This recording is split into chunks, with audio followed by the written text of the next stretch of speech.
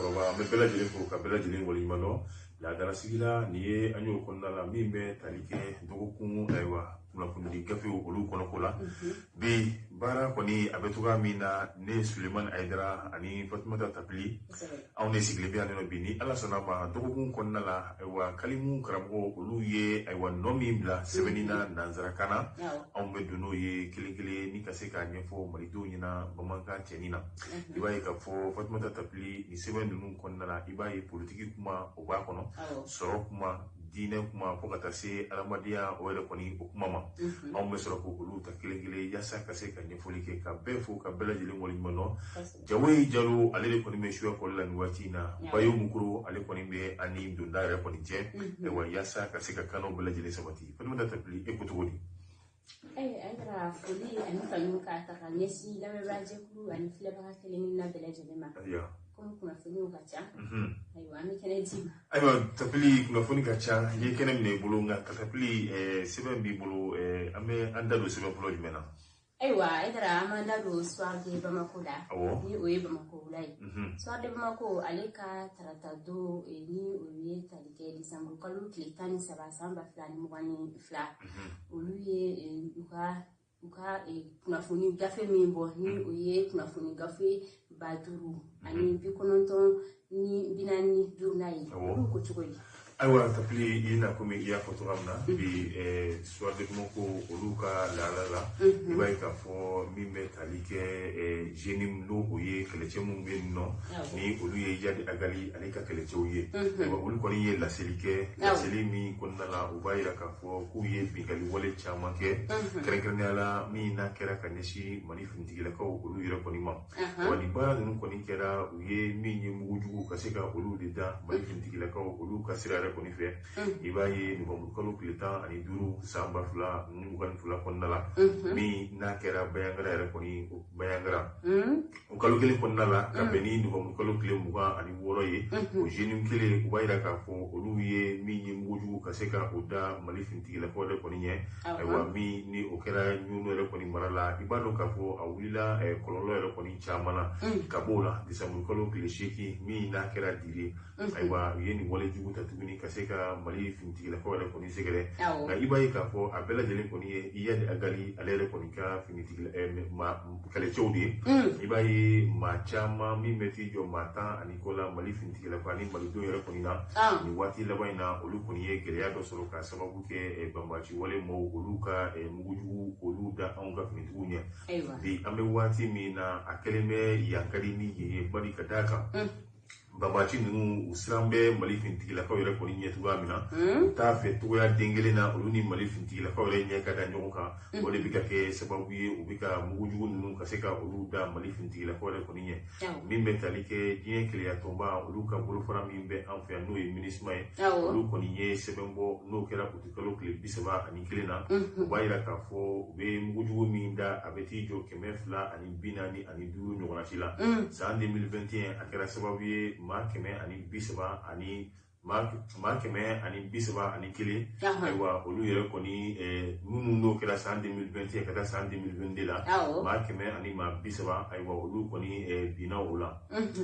min bɛ mugujugu min dara san 2021 na o de ye 245 nka san 2022 la o ye 134 ye nka o baara ninnu bɛɛ lajɛlen na i b'a ye san 2021 na maa min ni binna o de bɛ t'i jɔ maa 103 la ayiwa san 2022 maa min kɔni ni binna ka sababu kɛ mugujugu ninnu ye o bɛ t'i jɔ maa 72 la Fasiri a sɛbɛnna Umaru Angoyiba fɛ i na komi yɛrɛ a fɔ cogoya min na an ye min sama ka bɔ Soir de Bamako kɔnɔna la ayiwa an bɛ Umaru Angoyiba fana fo ka Soir de Bamako bɛɛ lajɛlen fo i balima don o ye ne balima Angoyiba o y'anw balimaw ye o bɛ ka digi Jawoyi la ayiwa baasi tɛ o bɛ ka digi Jawoyi la Jawoyi y'anw balimaw de ayiwa o la an bɛ sɔrɔ ka don indépendant kɔnɔna la olu ka bɔko 50 ani 62 na min o bara tarata don Desanburu kalo tile 14 aywa ni kanabla ka fasiri na ko mi ira ko tramna independent aywa oluka tarata do re ko ni bolila alisa bambaci wole keleli ako anga to ka manabo mi metalike mali fintigila ko ka kuna fondi so o yema ya so re fene no o ye dirpay aywa anyema bayre no ye colonel Suleiman Dambele ale ko ni fene bora ka la selike la selimi konna la abayra ka fo ka beni plan maliko fo atasi opération keleti ko ni ma mali fintigila ko alisa no alno ya soro bamba tuire ko ni fene wuli ka jodo sabati amake sababu mi ba to mali fintigila ko ko ni fene be salia ay wajumana dundu brofen olu la kana le ko ni na o de kra sababu ibaye yu wuli ka joke mununa ni fintigila ko chera panguruna kato olu putu kele dagala ay wa panguru do yere ko ni wulla no lu ye kele be panguru ye ay wa kase ka zole ndaw ni mununu saloke ay wa o wuli ka jodo no le ko ni bella jele ko na la tara mopti marala ka boy kata gawo ameta asongo minye minaka kata kidal nara aywa kujala fokata si siga sore ko nima ibaye mali fintigila ko kalo temele no novembre kalo ko naye aywa uka bara bandu nu sira ka ke sababu ye minye babati ma biworo aywa kaseka dankarke olu ko nina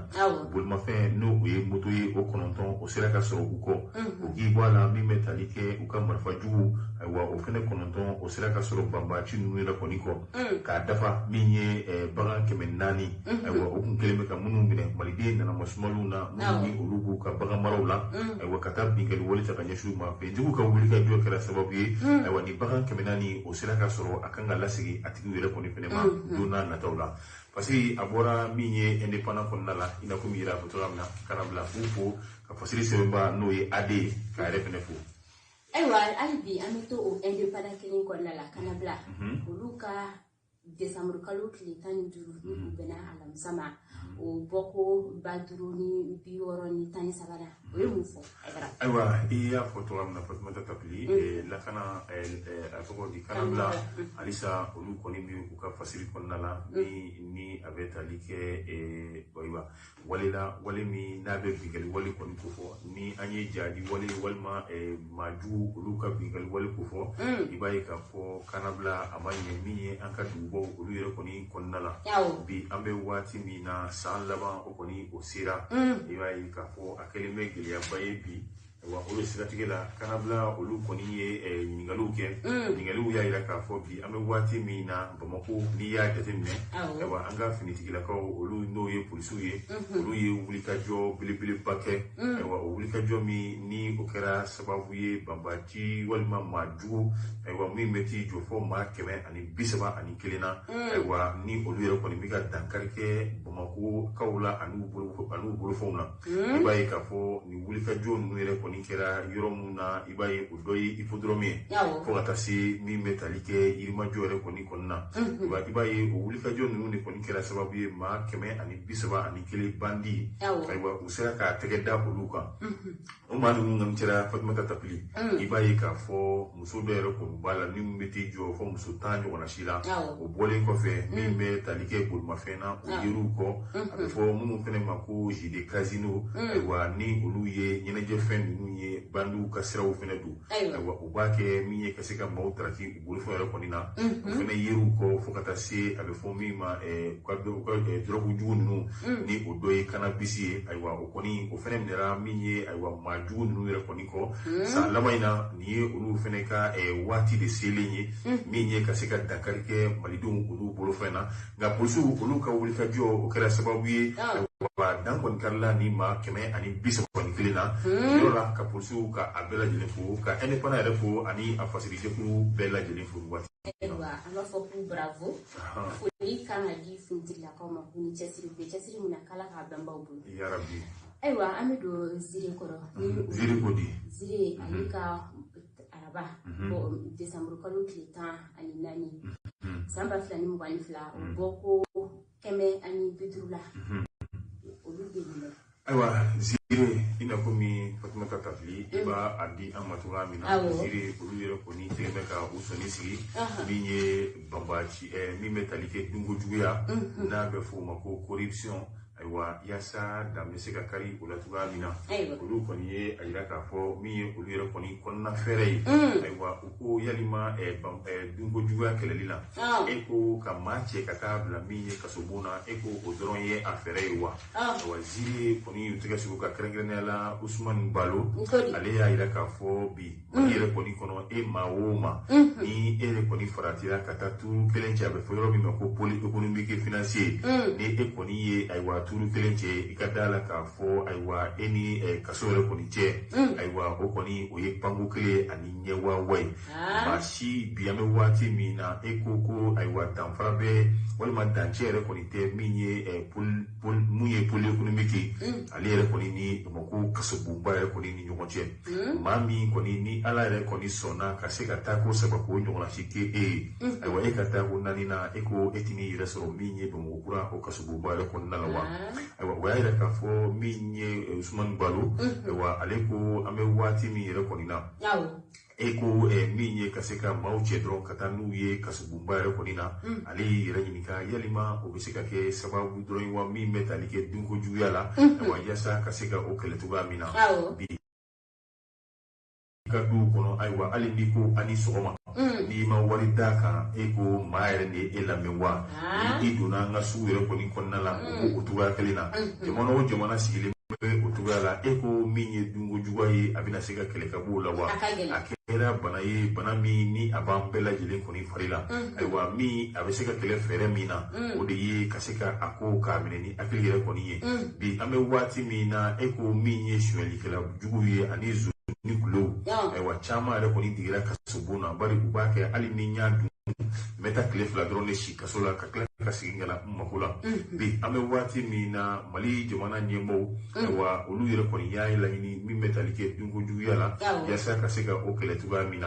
wa zire mau ya ira ka fo fere woro olu beseka tike jamana yere koni fe yasa munu ye jamana ka sorodu wa ubeseka abeseka munula tuga mina wa o fere yere koni odoye jume yasa kaseka makufulu munu ni olu ye jamana ka sorodu ubla kiri tigila mungu kabuluka aiwa kiri ujakuya li mi meke ode batu jamana yere koni ka wari be soro ubulo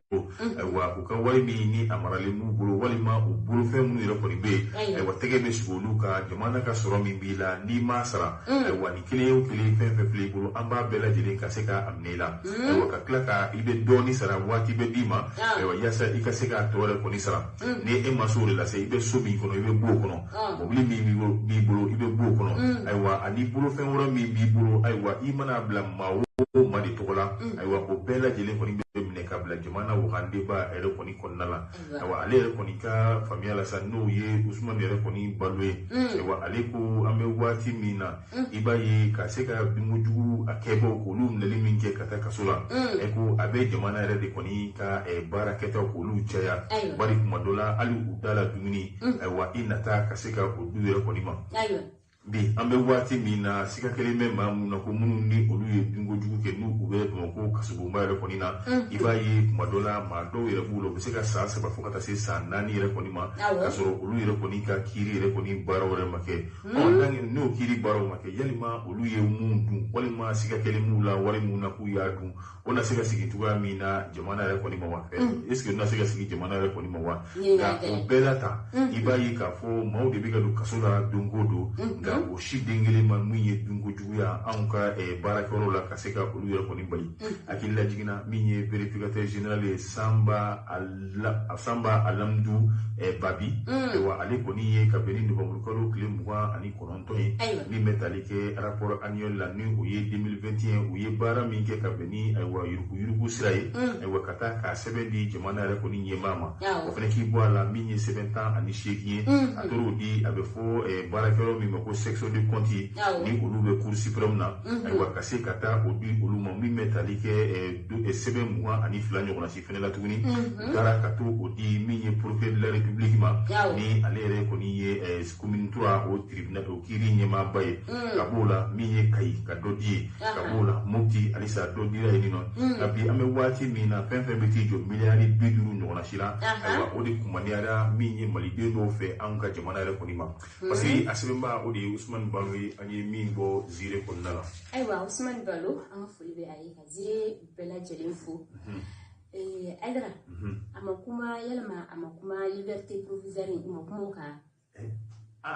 parce que Adra uchama mbeno nu la liberté provisoire la Malien bebe liberté provisoire la tapi o yoro fana ke take ne ka ga ula donc ni mum le rafa liberté provisoire ko kuma te o mana ke o iba sara wal mai ba sara akama bi ku ja ya mi fora lu ka la bato ni bela mais ame mi na fora ko ay kle le banin ke kasula liberté provisoire paf ko tiga ma la ka mo re ke iba ma be ma o betala kasula nga o mashmeli bali nga barake do parce que an digrala kasore be nga kan shi roy ni kara be bo c'est comme meta ko dem sanu ko lu kala ya smaya meta ko nga dimana ke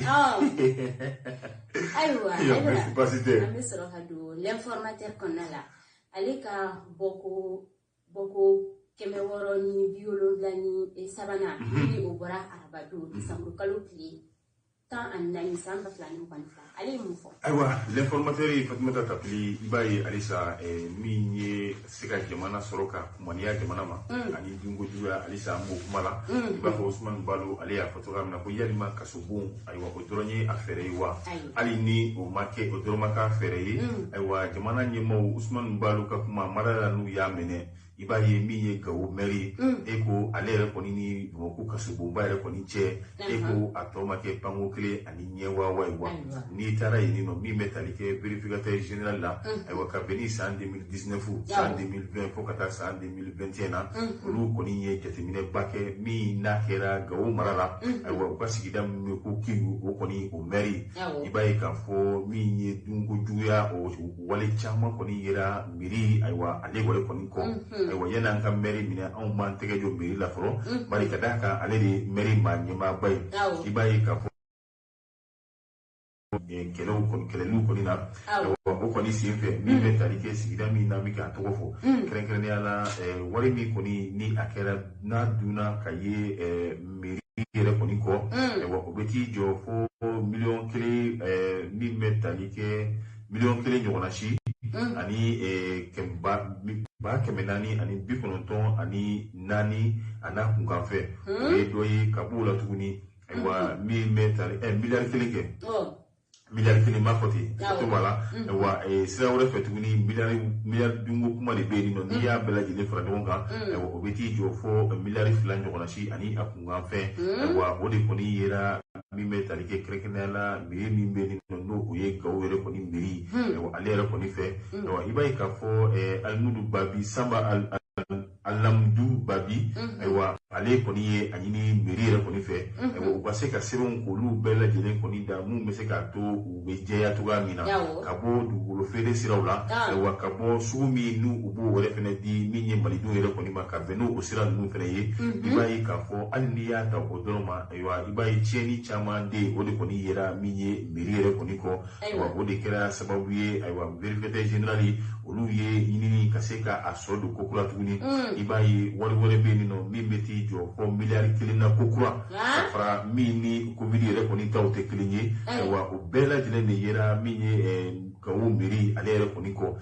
tukulu ko tasiraw ali sugu tasiraw la ibayi alisa million keme duru million biduru ni woro ani akunganfɛ o fɛnɛ tununa min ni a tunutugu yɛrɛ kɔni fɛnɛ ma dɔn ka b'o la tuguni ka sugu ka se ka sɔrɔ minnu bɛ ko olu la o bɛ t'i jɔ fɔ miliyɔn 4 ani a kunkanfɛn ninnu bɛɛ lajɛlen kɛra wari ye wari min n'a tununa ayiwa Gawo mairie yɛrɛ kɔni kɔnɔna la ayiwa mairie yɛrɛ kɔni tɛgɛ jɔlen b'a la bi ayiwa ni fɛɛrɛw ma tigɛ yaasa ka se ka seereyaw k'olu da kɛnɛ kan min b'a yira k'a fɔ wari a donna nin yɔrɔ ni nin yɔrɔ la ayiwa ECHO ani Bamakɔ kasobonba cɛ a kɔni a tɔ kɛra panko kelen ani ɲɛwawa ye bari ka d'a kan sɛbɛn o dira min ye kiiri maa min ka baara wulikajɔ bɛnnen bɛ ni o bɛ tali kɛ pôle économique wa kiiri tigilamɔgɔ min ka baara bɛnnen bɛ min ye maa minnu ye dunko juguya kɛ ka se ka olu ka kiiri baara bɛɛ lajɛlen kɛ Bamakɔ commune 3 o tribunal ba wa ECHO sɛbɛn dara a ɲɛkɔrɔ kabanko ye bari ale de ye pôle économique ni financier yɛrɛ fɛnɛ ye wa yaasa minnu ye dunko juguya kɛ ka se ka a b'u kɔnɔ cogoya min na ko sɛbɛn dira a ma an t'a dɔn a ko a tɔ bɛna laban cogoya min na parce que sɛbɛnba o de ye Ouattara Ibrahim ye an ye min bɔ ayiwa informateur konnala aywa ame informateur fu ka watra Ibrahim fu ame ta reporter la ale ka boku keme duruni waninana ni obra tarata do December ko kilita ani saba saba flani mbani fla ale ko faidra reporter konnala ko meta tapi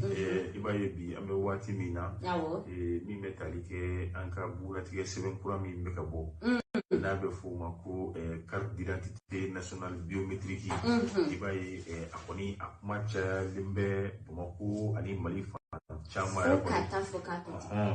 ko kuma mi yɛrɛ kɔni bɛ sen na I b'a ye k'a fɔ minisiri min bɛ yen ni ale ka baara bɛnnen bɛ ayiwa an ka fanga cɛbɔli yɛrɛ kɔni ma ni o ye colonel Abdoulaye Mayiga minisiri d'État ayiwa porte-parole o yɛrɛ kɔni fɛnɛ don ayiwa kɔni ye a yira k'a fɔ bi an bɛ waati min na maliden o maliden ni e de b'a fɛ ka tagama min ye ka taa CEDEAO jamana a kelen-kelen bɛɛ lajɛlen kan I b'a ye nin bugunatigɛ sɛbɛn kura in ale kɔni ale b'i ka taama sɛbɛn a b'a bɔ e ko carte nina a bɛ maa o maa bolo ayiwa bugunatigɛ sɛbɛn kura min e de b'a fɛ k'a sɔrɔ n'i ka carte nina kunnafoniw ye u ka site dɔ bɛ yen k'i bɛ t'o sanfɛ www.valide-mon-nina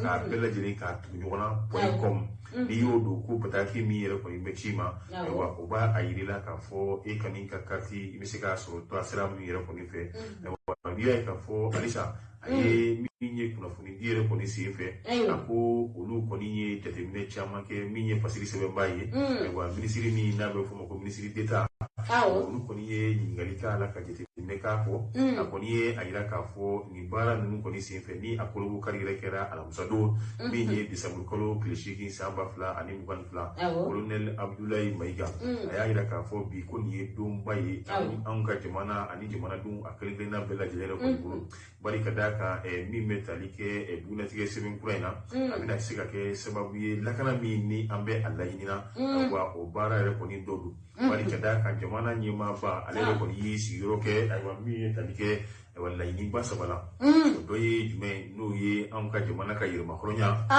tɛ fali maa si den kelen fɛ ayiwa jamana ka yɛrɛmahɔrɔnya maa si den kelen yɛrɛ kɔni tɛ tulonko la anw ɲɛna o bɛɛ lajɛlen bɔlen kɔfɛ a la min ye Mali n'a y'a ja ka baara kɛ ni teri min ye ayiwa maa si den kelen fɛnɛ tɛ se ka don Mali ni o cɛ ayiwa o dɔ ye jumɛn sɔrɔ min ni ɲɛta min ni basigi min ni Mali ɲɛmaaw yɛrɛ fɛnɛ bɛ k'o laɲini Mali ye ayiwa o kɔni o tɛ tɔrɔmada diɲɛ maa si den kelen ye bari ka d'a kan nin carte min nalen filɛ n'o ye bugunatigɛ sɛbɛn kura ye ayiwa nin y'o o baara yɛrɛ kɔni dɔ ye bari ka d'a kan a bɛna kɛ sababu ye malidenw yɛrɛ kɔni da bɛna se ka dɔn a bɛna se ka kɛ sababu ye ayiwa min ye carte caman walima maliden kelen carte caman o na se ka dabila bi a y'a yira k'a fɔ min bɛ tali kɛ nin bugunatigɛ sɛbɛn in na a ko Mali ta don wa siga foyi t'a la namara t'a la Mali ta don bari ka d'a kan k'a bɛ dilanna a baara bɛɛ lajɛlen a bɛ ka kɛ min ye an yɛrɛ fɛ yan nɔ a bɛ fɔ min ma ko serveur ni ayiwa kunnafoni ninnu bɛɛ lajɛlen bɛ mara o kɔnɔ o serveur ko o bɛ anw yɛrɛ fɛ yan nɔ Bamakɔ ayiwa i b'a ye k'a fɔ ni kɔni ye misali dumanba ye o y'a yira k'a fɔ carte minnu yɛrɛ kɔni fɛnɛ filɛ k'a tɛ ka dilan Allemagne a tɛ ka dilan Faransi nka a bɛ ka dilan anw yɛrɛ de fɛ yan nɔ ni o ye Mali yɛrɛ kɔni kɔnɔna ye a bɛna kɛ sababu ye carte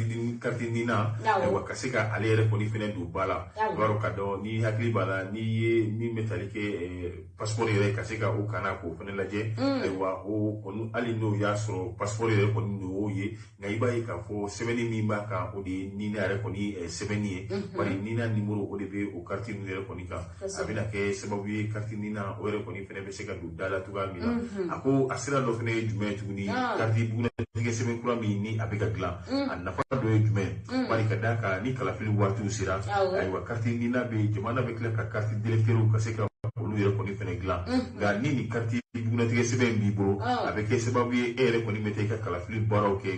gouvernement yɛrɛ kɔni tɛ carte directeur wɛrɛ o tɛ dilan tuguni o sɔrɔ o bɛ se ka don da wɛrɛ yɛrɛ kɔni fɛ ka b'o la min ye Dawudu Olu Mohamed ni ale yɛrɛ minisiri min ka baara bɛnnen bɛ lakana ma ale kɔni y'a yira k'a fɔ nin baara in ye ale yɛrɛ kɔni fɛnɛ la nisɔndiya bari an ye basigi min fɔ ka se ka maliden kelen-kelenna bɛɛ lajɛlen bugunatigɛ ayiwa a bɛna kɛ o dɔ ye ayiwa a ko ale yɛrɛ kɔni taara ka taa baarakɛyɔrɔ ka a kunnafoni ka kunkun n'a ɲɛɲɛ k'a bɛɛ lajɛlen kɔni lajɛ ni o kɛra cakɛyɔrɔ yɛrɛ kɔni na ye dermatologue aywa ani ya yira ka fotugune aka fon konna la aywa ko ni baran ko ni nasika ke sababu ye aywa maliden kelen karti chama aywa ko o koni o bena noya la kana yɛrɛ kɔni a fɛnɛ bɛ se ka sabati bari ka da kan maliden kelen na a bɛɛ lajɛlen kɔni na dɔn a ko ni kariti kofɔlen kabini den ye san 5 sɔrɔ ko a bɛ se ka di a ma nka minnu kɔni ta ye diyagoya ye n'i sera san 15 ma ayiwa a bɛ diyagoya ye ka kariti in kɔni a ka di ma wa a bɛ a si o bɛ t'i jɔ san 5 la san 5 tɛmɛlen kɔfɛ e yɛrɛ kɔni i bɛ se ka taa i ka kariti k'a yɛlɛma ayiwa kɛnɛ kelen kan maa 250 ayiwa olu yɛrɛ kɔni ka min ye u ka bugunatigɛ sɛbɛnkura ye o kɔni o taara ka di olu yɛrɛ kelen bɛɛ lajɛlen ma parce que a sɛbɛnna Kasim Traoré fɛ anw ye min sama ka bɔ le reporter ale kɔnɔna la Kasim Traoré an fo i b'a ye ka le reporter bɛɛ lajɛlen fo an bɛ sɔrɔ ka don info matin kɔnɔna la ni o ye sɔgɔmada kunnafoni ye ale ka bɔ ko 780 Oh, que me fla, ani disi. Tapi ama no kone. Aiwa. Ame ya do kwenye. Ugambol ko bawlo la que me fla ani bishik ni duruna ni ubrajuma do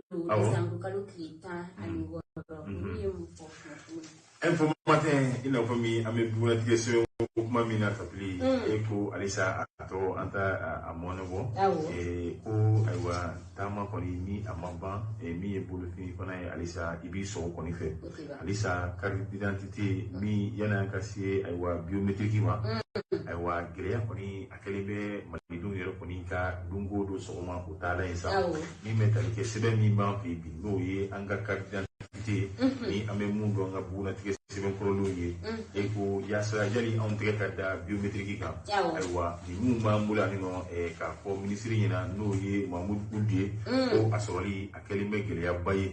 bi malidun yere ko ni ma chama ne bi ka suno ko tige madola do yere be wuli minye fajiri do yere ko ni na aywa do be wuli 3h du matin aywa ibaye ka fo o wati de fene ye bandi ju yere ko ni fene bo wati aywa ngam malidun sona ki inyejo olula kata minye kata ka carte d'identité kata o nyini nga ni sera minya ngo komisera num ko ni nabi madola carte kele ni flani seba ani dama do ko ni mana dika bandro ibaye ka fo abe photo maka au kata su ni kele megele ya baye bi ambe wati mina malidu yero ko ni akele me joro na ko baye yani carte biométrique ale ko ni kana ambe wati mina carte d'identité mi manfi ko asroli akele me kata banani ali no ya so ministry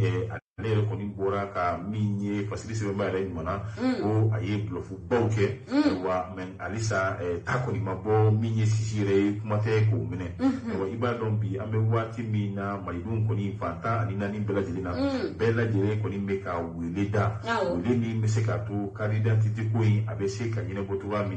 ni tara kuna funi dila olu yafo kata minye die dona sira ko na be foluma réseaux sociaux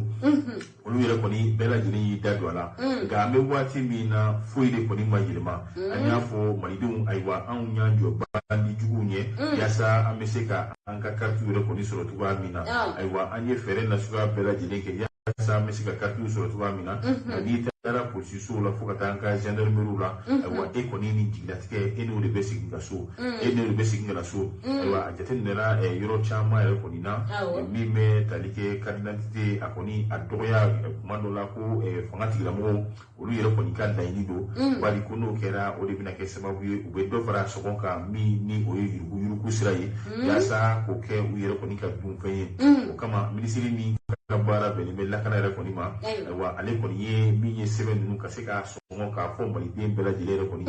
mi na beti jo keme saba ani binani na wa keme fla o ye carte son ye wa keme ni binani olu yere ko ni ye temburu son ye nga o bela jele na o kofe madola ni tra yoro do la wakele ni ma bo Fatuma tatapli ko ni ayra ni la bo shiri ne tara ko ta carte d'identité ire ko ma wakele ndi no mo ministry mi fo ani mo ti wakele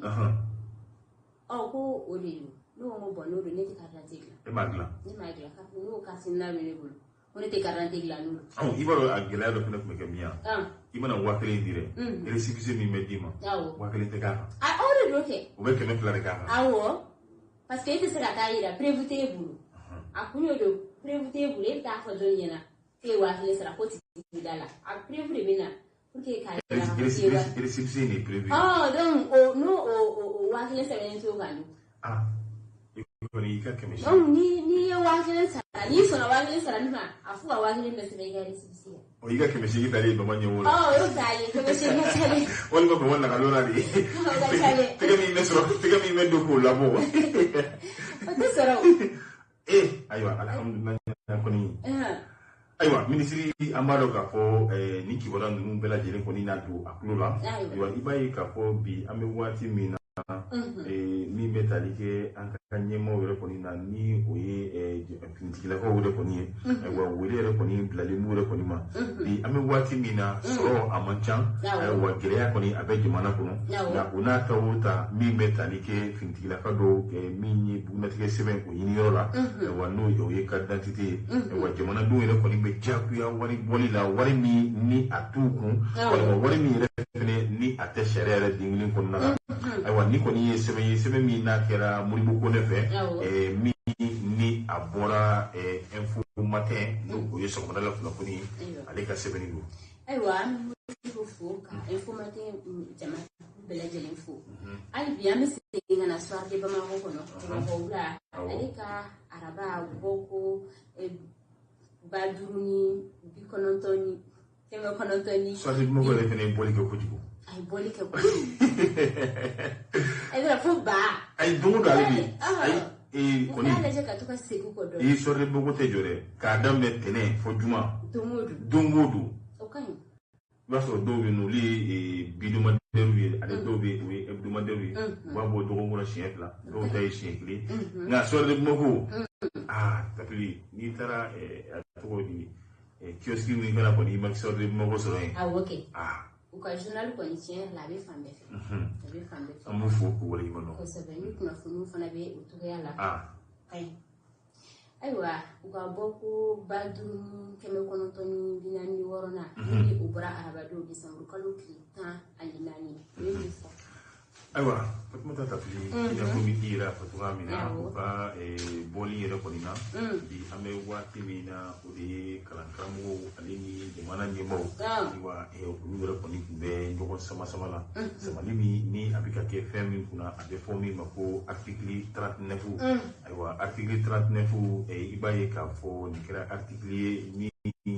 ni akera fanga do yere ko ni sababu ye ala ka ina la karamo ale yere ko ni benke no ye elali Ibrahim Boubacar Keita aywa eko article 39 ko amadam no wati la wa ibaye ka fo akera kololo ba yere ko ni ye o fanga yere ko ni ma nabi ame wati mina ibaye article 39 no fe ala karamo ko ni ye tabale gushi ko tabale mi yere ko ni gushira ye wile bla ko tonde akegelina bela jilema mi ye ka se ka la benke ka wuli ka joke mi ma to aywa sharia ye mi ngani ya nuye ka se ka du matuga mina aywa iwaye wole kama ministry ko ni ye wile da mi ye ka karamo ko la fasadi ton no ko yuka synergie ko ni ministry ko ni ka chidon aywa fo ka tasi conciliateur ma ye chepo bawye ma to ubese ka benkelema wa sigire ko ni kera aywa kuma nyonyo ko ni oluduna la o kofe mi metalike jamana re ko ni milari tan ani fila ɲɔgɔnna si ani a kunkan fɛ jamana y'o de bɔ a kun yasa ka se ka o di kalankaramɔgɔw ma min b'a to aywa dusu ninnu olu bɛ se ka da cogoya min na aywa kalanw olu bɛ se ka taa a taasiraw fɛ i b'a ye kuma ɲɔgɔnya ninnu kɔni bɛɛ lajɛlen kɔni kɛlen min bɛ tali kɛ kalankaramɔgɔw la o kɔni ye u ka nisɔndiya yira u kɔni tun ye a bɛ fɔ mun ma ko mot d'ordre o kun ye baara bila tile saba baara bila u y'o bɔ a dɔgɔ kɔrɔ o min ni a bɔra a dɔgɔ kɔrɔ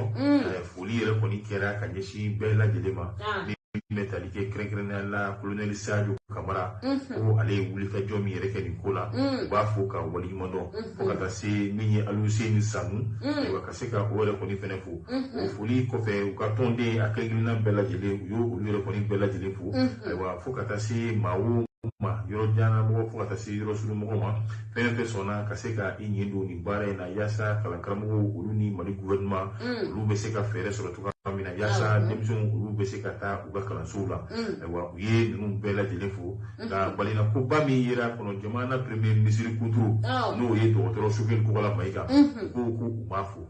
a m'a fo bari ko sugel lugo ko chu ka ko ja wati mina ela Ibrahim Boubacar Keita ko be fangala wa ko sugel ya ida ka fo karamo be mu ni na sharia do wa na kaka na ko sugel ya ko ni nale sugel yi ba ko ko atne ina yi ba ko no nama no ko odi ablala kwa ni be ko fe mu ba ko no ibo ye kaka itu iba to do ngani do na to batela no sira ga do mi lui plafond fene ay mo kala ke kai che angomi ay bomala ay tabi afana ga hakilna akan ni ngala kane abisira ke wakati mna alikum ta kono akunta do mimba kono nga do ne akono aya do mimba kono ni minkera ni ateseka la sabati wani jamana wan julle be jamana wan chaman dini be jamana me ni fara la yadra uru fara ogol madru fana kilitewo akachan me ogol madru fana kilitewo chinga ni ya de teme ogol madru nu sebe mu bulu ni ya bla mali re koni kono ka fo category ya fefe mali re koni kono eko olu re koni buyani mun dale mo luka eko abe ogol madri ka wa bari ka daka be jole ma ka sorola bere ko ni be joy ga sorola ayi ke be ma jo ga sorola me kala kramo be jole bu ga sorola karan ko be to ko bla ni minu fara da ham ka fo ko luke ede ta so bu fara jole bu ga sorola aku kono ka fo me ga du ma ko to bisara mali yere bibiti ayo basite ngoni abi arabi kuma jo wala ko ni kele ayo mi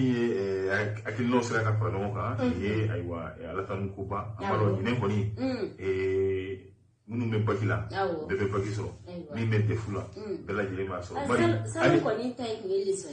ani normal ayi a nyogotina am ni ta ko ni ne mala ni malina ani normal ke ka tene ni ta fa aywa uka ani normal ko te problème yi kala no ne ga kala ni normal wi o to ko ni oni ma kala no nu ma so bulu kala no ani ni dongo do ta ibe sakita ata he ko la hasiri kana ete leson ta ay ibaro ibe ga tika e ko ta ti bulu fuye ibaro kala kelime kala karamo ko ka duniya bi man yele ba ayala fi an ga duire fon même misali ta nga duire fon ya ko ndala an yele ka dem sunu fu baba ko e ko ka ta pisa an la fiya je do ko e ko ka ta pisa an la fiya dem sunu kera e ko so re ko ni kera di mara yoro di do nga e sen ni mara mini o kanga ke kalanka sinsi o frate do e ko dem senuna e kala ko so do ti se rapé ko e ko e tapli mina mun fina kala ni bisaba bebo e kan ga dunya do abe kuna ibaro demson kilini siga famia te kilini o meni dembe so babiri no ikilina kili a feno be ne na segi joko lu kono kala so la jo siga ke amunu kono bari ne ko men joga dingile kono ne be to bere bla tarla donc krankramo ama fo mutu ga barakero bi ga barake me ko bara nu kan ga dafa sokolo di sokon na jola bayre de bi demsenia ko be ko to ga an wuli an be ke mettre de maison ya meta pour ko ni watanta mesra la o de sora me bila tu ga fasire ni ni mi bo sorre mo ko konnala aywa ami me yura dunia fu ami tali patriote kono la patriote les triomphes les triomphes du Mali ami do konnala ni ka boko kemeni ngwan konontona ni bora juma do isamul kolukli tani woro ali ko kono kunina les triomphes du Mali ina ko mi fasiri wa fotogamia Mali re koni ka se aywa lebo okofo bi nanko Mali ka se aywa ibaye bi ambe wati mina ibaye nanko bi aketo bala nanko bi alisa Mali ka se les triomphes du Mali luka bolila nu tege sigi mi metalike muso ba min be na be fama ko Fatumata Batulinyan aywa mami ni alimaso sunoko ma fo malidi akilingilina bela jilinka nyeji u kaseka chetuwa mina aywa aye minye adusukun kaseka ulakuma tuguni ayi wulika jobake ani aka movement ambiko kata minye juruye ibayi anyandabo kalango mina sisa mi metalike kalandi mban o muka kemefla mi meta mi ke sababu demson ulu sigi kaseka sebenunke aywa katani donu yu kaso o ki bwana minye aywa kalanta minonye aywa ko doye kay bigi fokata se ani anyona si chama da konima krenkrene ala juru a premier sigili ka beni tenendo ye décembre kalo kleta ani fla wa minye délégation baye no ye kulumi na wulila ambiko aywa olure koni ka so ba kono wa ibaye ka fo akunyem eleme mami fe oli Dauda Kamara ye wa utara minye bunya ye ambiko ama tonde mbela jile tokola wa kase kata bunya ke minye juru kaw ye ye fuli re koni ke kanyeshi minye aywa juru aywa adugutigila kaw ko kata se minye ameri la kaw olu kilinga na bela jile ma kalandu olu kumbe nisoja akera danye kalandu umaso olu re fene kumbe no bela jile koni ye kan nisoja re koni ira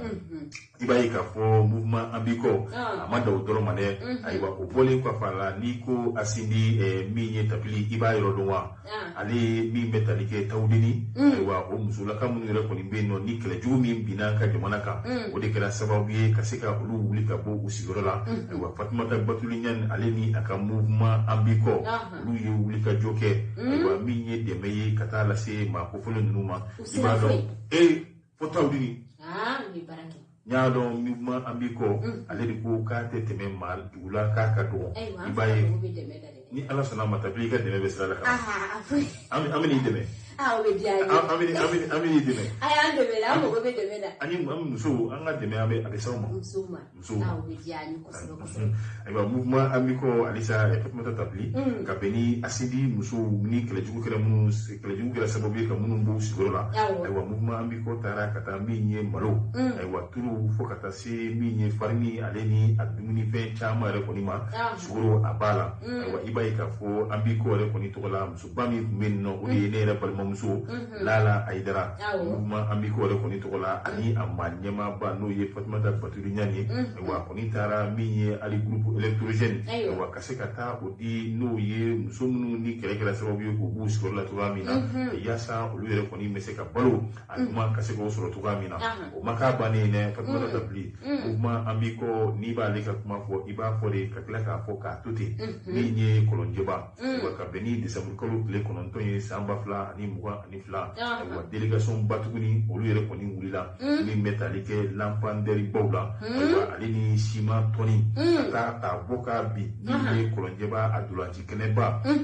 yasa obese ka glantuga mina wa ikene ka tuguni Dauda Kamara wa sengembali nyembali ale koni ale wulila ka se ni kene yere koni ka atara minye Fatmata Batulinyan minye mouvement ambiko ama nyema ba ale yere koni otogola wa yasa deme ni mouvement ambiko abese ko ke wa kata ko nyeshi mi metalike wa dulanji kele mi mbika jo kolonjeba wa yasa obese ka ketuga mina wa mouvement ambiko tara ka deme yere koni ka se ko lase ga lasili mi fene ni okera kuma ba yere fene do yetuguni wode ko aywa deme mona ke fanwo fa aywa mouvement ambiko ale yere koni minye ka se ka maridun deme aywa ale yere koni mi ichesirula abuka ka barai bari ale ko yasa ka sunogo aywa ale ba fe ka malide be la jele koni ye lafia aywa mi no olu nyeju ko lu fene che aywa ode ye olu yere koni sagoye bi ore kama mouvement ambiko ka damne kai fo minaka uli ka jo afanga le koni mika bunya yasa deme mamu nakaka malide mu nakaka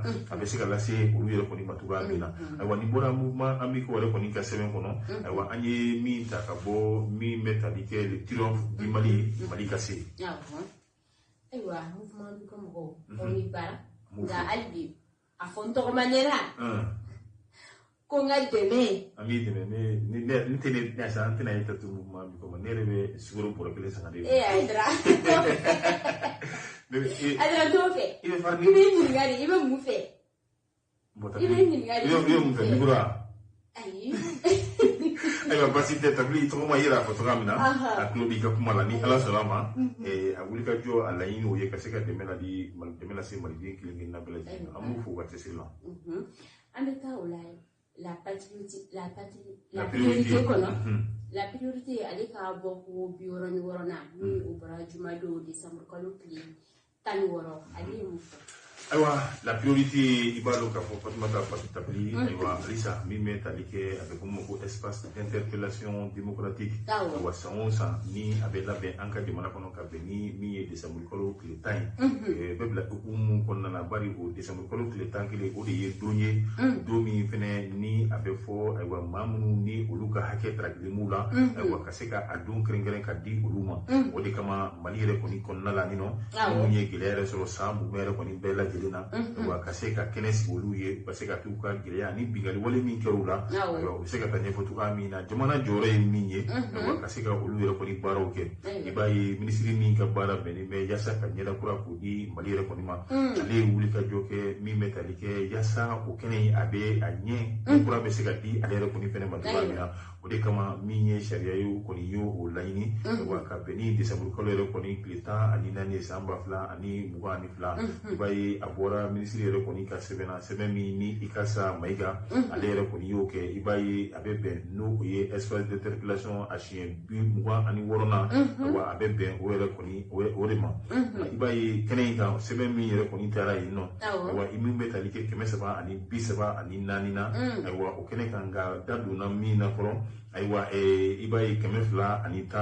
o kɔni y'o de minɛ k'a fɔ an ma an da don ninnu na fɔlɔ nka i b'a ye k'a fɔ jaabi kɔni dira minnu na o bɛ t'i jɔ ayiwa sɛbɛn minnu yɛrɛ kɔni bɛ yen nɔ ni jaabi ma se ka di olu la n'u olu bilala kɛrɛfɛ o ye 84 ye nka sɛbɛn 24 olu kɔni y'a jira k'a fɔ an bɛ segin ka ninnu kalan ayiwa waati min na baara ninnu bɛ ka kɛ walima ni baara ninnu banna waati min na an bɛ segin ka olu yɛrɛ kɔni kalan nka i b'a ye k'a fɔ sɛbɛn 7 i b'a ye olu kɔni min bɛ tali kɛ kɛnɛ in na wa sigi dɔ kɛra ni olu yɛrɛ kɔni ye nka ka bɛn ni gɛlɛya minnu yɛrɛ kɔni bɛ yen nɔ bi wa min bɛ tali kɛ maa minnu sigilen bɛ lamini na n'a bɛ fɔ olu ma ko jiriw wa yaasa ka se ka fɛɛrɛw tigɛ wa minnu bɛ se ka bila u ka hakɛ kɔnɔ cogoya min na wa olu kɔni ye min ye maa minnu ye nin baara kɛ kɛrɛnkɛrɛnnenya la gouvernement k'a bɛɛ lajɛlen fo minisiri kɛrɛnkɛrɛnnen n'o ye Ikasa Mayiga ye wa ka se ka yɛrɛ kɔni fɛnɛ fo a ka wulikajɔ yɛrɛ kɔni na nka min bɛ tali kɛ nin kɛnɛ kelen na Fatumata Tapeli muso min bɛ yen nɔ ni ale yɛrɛ kɔni tun bɛ Kayi k'ale de tun ye Kayi gouvernement ale de tun b'a furan nka i bɛna ye k'a fɔ baara ninnu bɛɛ lajɛlen na a kɔni kuma dira a ma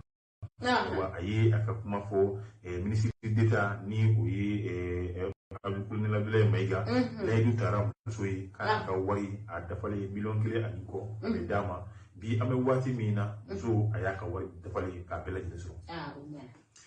ayiwa Fatumata Tapeli nin de fɛnɛ bɛna bi an ka n'o ye kunnafoni dɔgɔkun kunnafoni gafew kɔnɔna ko nin de fɛnɛ bɛ a datugu parce que min na sɛbɛnna se daki yɛrɛ kɔni fɛ